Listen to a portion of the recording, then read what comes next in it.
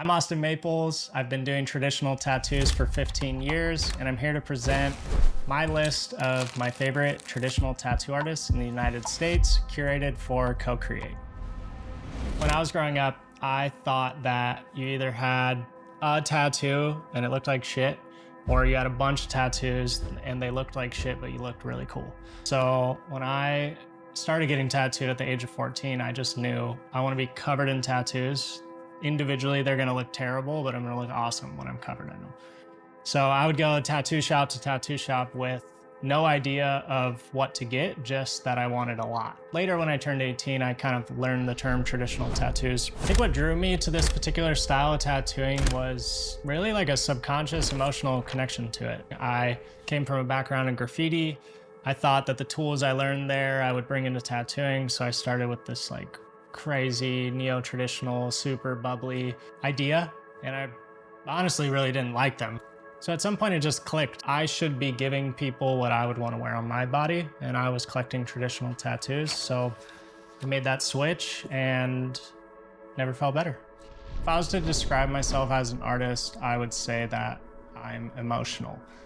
Art for me, or creating in general, is more of a gut feeling or an emotional reaction. Images I'm most drawn to and the images that I'm most excited to create have a lot of emotional weight attached to them. From my understanding, I think the images we see most in American traditional tattooing, ships, sparrows, eagles, come from the Navy. You know, most of the Navy people were getting souvenirs for a tour they went on or an accolade that they had experienced in their career and chose to wear it for the rest of their life. I think the modern person's connection to American traditional tattoos are rarely because they're in the Navy and they have some other emotional connection. Whether people notice it or not, they're usually drawn to something because of a deeper emotion that image makes them feel. I think in my own work, I honor the history of tattooing now subconsciously. I think it came from a place of needing to learn how to do it, which when I started tattooing was just recreating and repeating. But after a while of doing hundreds of ships or hundreds of eagles, you start to learn little tricks or tips that Sailor Jerry or Owen Jensen used. Taking the time to look through the history of the tattoo imagery, looking through that lexicon of all the flash that's available, and memorizing it to a level that's subconscious, where now I'm able to create something that feels unique or my own, but I know it's derived from the roots and the history of the images that were left for me. I think traditional tattooing inspires other cultural life forms like the world of motorcycles or fashion, mostly in the sense that I think being tattooed is usually somebody striving to be an individual or be a rebel. You know, there's two ways to do that. Most of the time, it's what you wear in the morning when you get dressed, or it's what you wear every day on your skin. I think preserving the legacy of traditional tattooing for me is important for a bigger reason than just the designs or the application of traditional tattooing. I think tattooing obviously existed way before American traditional tattooing and was usually rooted in spirituality and what a lot of modern tattooers call the magic.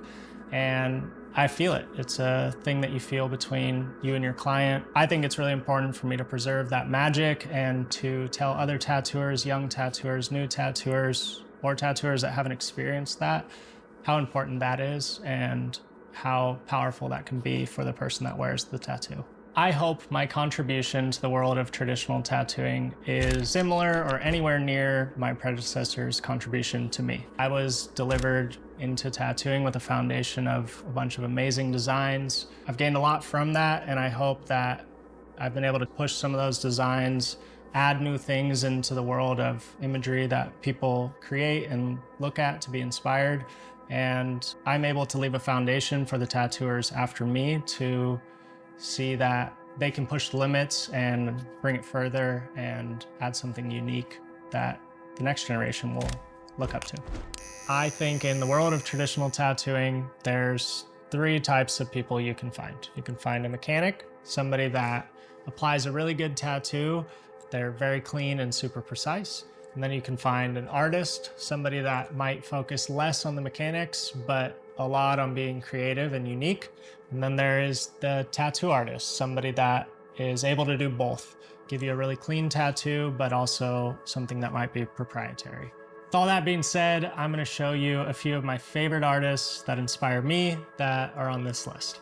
This is a perfect example of a tattoo artist. This is my good friend and one of my favorite tattoo artists, Paul Doebelman. If you know a lot about design, you could see that he's pushed them to a new level, made them unique. They have his signature on them, where I could tell this is Paul Doebelman from a mile away. Another thing to call out is the layout. There's really perfect spacing between the tattoos. I call this a skin river. It's very even and well balanced. The contrast between the two arms, they complement each other really well. And on top of that, all the stuff you want is there. Clean lines, clean shading. These are also healed mostly, which is a really good thing to look for when you look for an artist. This is one of my favorite tattoo artists, Chad Koplinger. This is a really good example of a tattoo artist as well, where he took the traditional imagery of a panther head, redesigned it in his own way, made it really unique. Lots of faces and a lot going on here. Very difficult design to create and extremely well executed. I can see a lot of techniques derived from traditional panther head flash that you'd see, but he's taken all these techniques and melded them together to create his own panther heads, which makes them more unique. What more could you ask for? It's well applied and it's beautiful. This is another really close friend of mine and a really great tattooer that'll give you an amazing experience, Cheyenne Sawyer.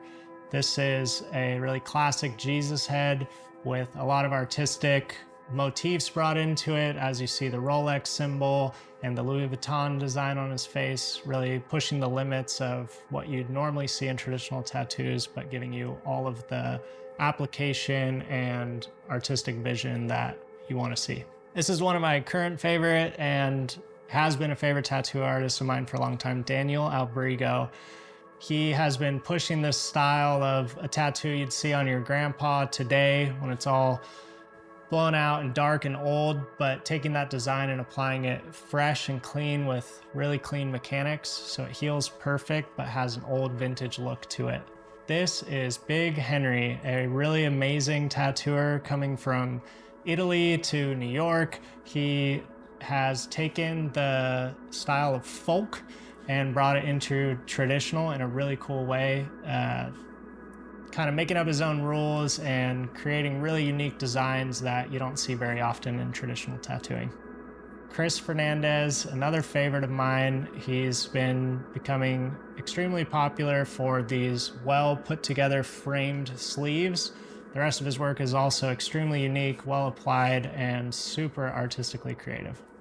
Nate Hudak, one of the sweetest guys I know and one of the best mechanics and tattoo artists out there. He sticks to a really traditional feel, but always brings something unique and draws reference from new and exciting places to bring new images into traditional tattooing. These are just a few of the amazing artists I've had the opportunity to curate. If you're ready to get your next tattoo, go check out my full list of my favorite traditional tattoo artists in the United States on Curated.